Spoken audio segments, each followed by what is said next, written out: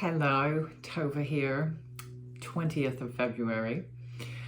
Stem cell transplant update. I am almost at, tomorrow it'll be 5 weeks since chemo. And I've had a number of people ask me what happens during a stem cell transplant, so I thought that's what I would talk about for this post. So you, getting a stem cell transplant, you have agreed to be poisoned.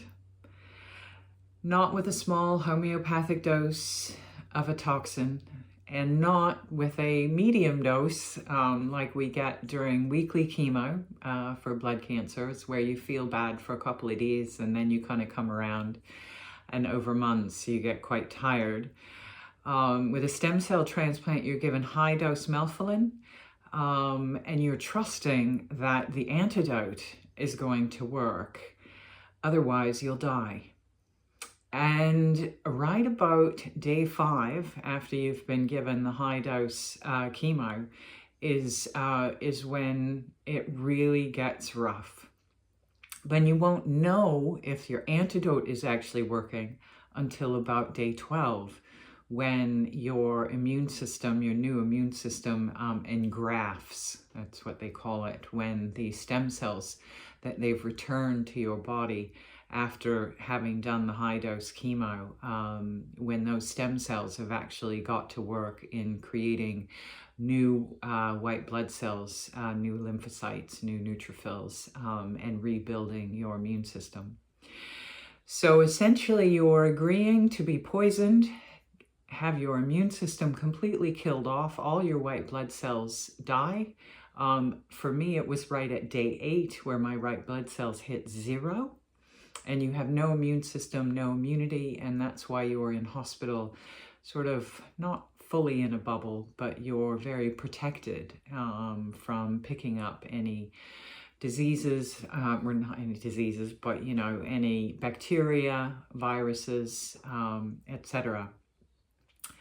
Which I did, actually. I think it was on day 10, day 10.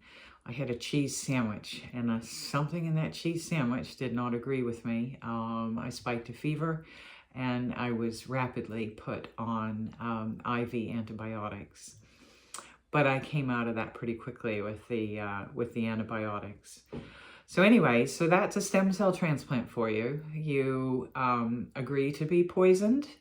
The poison, the toxin, the melphalan, it blasts through your system in about 24 hours, and it damages all the DNA of your white blood cells. And then over the next week, the white blood cells all die off because the DNA in them has been damaged.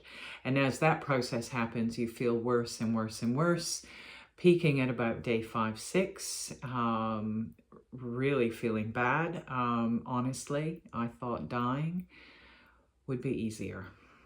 And then you start to feel a little bit better. And then you go home and you think, all right, so I'm going home and I'm going to feel great now because I'm going to be home. And now it continues. The nausea. I'm at week, as I said, I'm entering the end of my 5th week, and I'm still nauseous. I'm still struggling with eating fresh foods and hard to digest foods, because the main side effect of the melphalan is that it destroys your mucosal lining, basically from your mouth to your ass. And so I couldn't take in any food or even water for quite a while. That was right about days 5, 6, 7, 8, 9. And I had to be on IV fluids, and you get massive diarrhea. It's really not pretty at all. So, but the benefit, so why do this? Why allow yourself to be essentially almost killed and then rebooted in order to, for what purpose? Well, the hope is that with my blood cancer and amyloidosis, both of which are incurable, that with the stem cell transplant, I have the chance of the longest remission compared to doing the weekly chemo that I've done in the past. And every time you relapse with myeloma or with AL amyloidosis, the chemo that you did before is no longer as effective. And so you have to keep doing new treatments. And so the stem cell transplant, hopefully, if I'm really lucky, will get me, it could get me 10 years of a remission. Doesn't always do that for everybody, but I've read enough cases of people having 10 or 12 years of remission that it's worth all that I've gone through. So here's hoping. Anyways, that's a stem cell transplant in a nutshell. It was way harder than I expected. I watched a lot of videos. I talked to a lot of people who've had them. I think most people tend to forget, and they don't want to scare others, you know, who are going to go through it. I like to be honest. That was fucking hard. I don't want to do it again. I know people who've done it twice. How they've gone through and actually done it twice and knowing what they went through the first time, way more courageous than I am. Way more courageous. I never want to do that again. But here's hoping that in the next week, my nausea will finally go away.